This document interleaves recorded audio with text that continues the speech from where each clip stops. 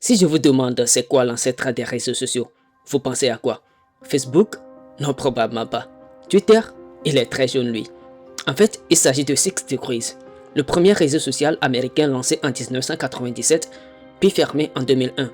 Suite à cela, le paysage des médias sociaux a explosé avec le lancement de MySpace en 2003, de Facebook en 2004 et puis de Twitter en 2006. Aujourd'hui, les plateformes sociales sont devenues un moyen de communication incontournable pour les individus et les entreprises du monde entier, surtout avec l'arrivée de TikTok. Cependant, alors que les réseaux sociaux nous ont ouvert des possibilités de connexion et de communication sans précédent, ils ont également créé de nouvelles formes de dépendance. Aujourd'hui, nous sommes nombreux à nous sentir submergés par le besoin constant de vérifier nos notifications, de liker, de partager et de commenter. Les likes et les followers sont devenus une monnaie sociale et nous passons de plus en plus de temps à essayer de gagner ce capital social numérique. Mais comment en sommes-nous arrivés là? Comment sommes-nous devenus accros aux réseaux sociaux? Et que devons-nous faire pour rompre ce cycle? C'est ce que nous allons explorer dans cette vidéo.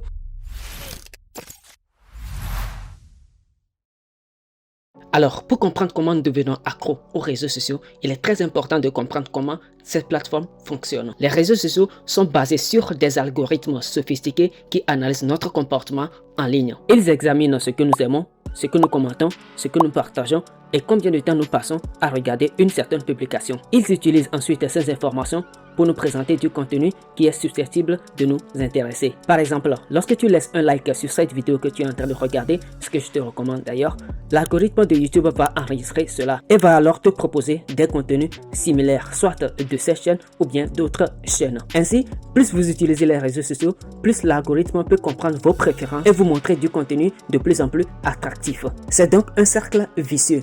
Plus nous passons du temps sur ces plateformes, plus nous devenons dépendants du contenu qu'elles nous proposent. De plus, chaque interaction que nous laissons sur les réseaux sociaux, que ce soit un like, un partage ou un commentaire, est récompensée par une libération de dopamine, un neurotransmetteur qui nous donne une sensation de plaisir. C'est en fait le même mécanisme qui est à l'œuvre dans d'autres formes de dépendance, comme le jeu, l'alcool ou la consommation de substances. Chaque fois que nous recevons une notification, nous ressentons en fait une poussée de dopamine, ce qui nous donne alors l'envie de revenir pour plus. De même, l'utilisation des réseaux sociaux entraîne également ce qu'on appelle la comparaison sociale ascendante, où nous nous comparons constamment aux autres et nous nous sentons insatisfaits de notre vie. Cette comparaison sociale constante entraîne une dépendance à l'utilisation des réseaux sociaux, car nous cherchons constamment à atteindre le niveau de bonheur que nous percevons chez les autres. Ainsi, la combinaison de ces facteurs, les algorithmes de personnalisation, le système de récompense de la dopamine et la comparaison sociale, crée une dépendance puissante à l'utilisation des médias sociaux. Maintenant, passons à la partie la plus importante. Comment pouvons-nous réduire cette dépendance aux réseaux sociaux à travers 3 astuces simples? La première consiste à mettre son smartphone en noir et blanc. Ça paraît très bizarre, n'est-ce pas? Et pourtant, mettre son téléphone en noir et blanc est une astuce très puissante qui permet de réduire l'addiction aux réseaux sociaux. Voici 3 raisons pour lesquelles cela peut être très efficace. La première, vous avez moins d'attrait visuel.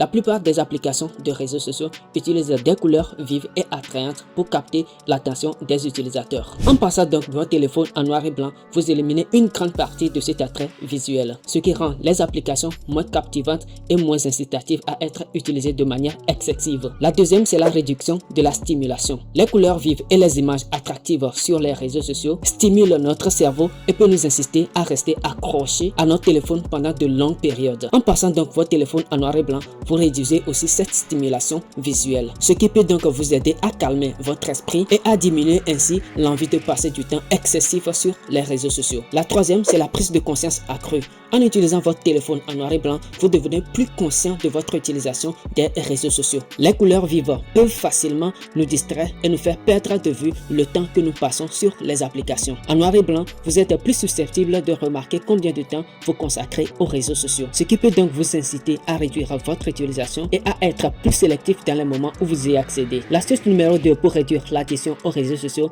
remplacez l'habitude. Lorsque vous ressentez le besoin de vérifier cette plateforme, faites quelque chose d'autre à la place. Par exemple, à chaque fois que vous ressentez le besoin d'aller sur Facebook ou TikTok, ouvrez un livre à la place ou sortez faire une courte promenade. De cette manière, vous transformez une habitude potentiellement négative en une habitude positive. Enfin, pratiquez la pleine conscience. Essayez de prendre conscience de vos habitudes sur les réseaux sociaux et réfléchissez à ce qui déclenche votre besoin de les consulter. Est-ce que c'est l'ennui, le stress? Une fois que vous avez pu identifier vos déclencheurs, vous pouvez travailler à trouver des moyens plus sains pour gérer ces sentiments. Par exemple, si vous utilisez les réseaux sociaux pour gérer le stress, essayez de les remplacer par une séance d'exercice physique. Ça aide énormément. En suivant donc ces 3 étapes, vous pourrez commencer à reprendre le contrôle de votre utilisation des réseaux sociaux et à réduire ainsi votre dépendance. Souvenez-vous, le but n'est pas nécessairement d'éliminer complètement l'utilisation de ces réseaux, mais de créer et de développer une relation plus saine et plus équilibrée avec ces plateformes. Allez, c'était Aimé Coqueret pour QC d'Afrique. Merci de m'avoir suivi. Je te donne rendez-vous dans une prochaine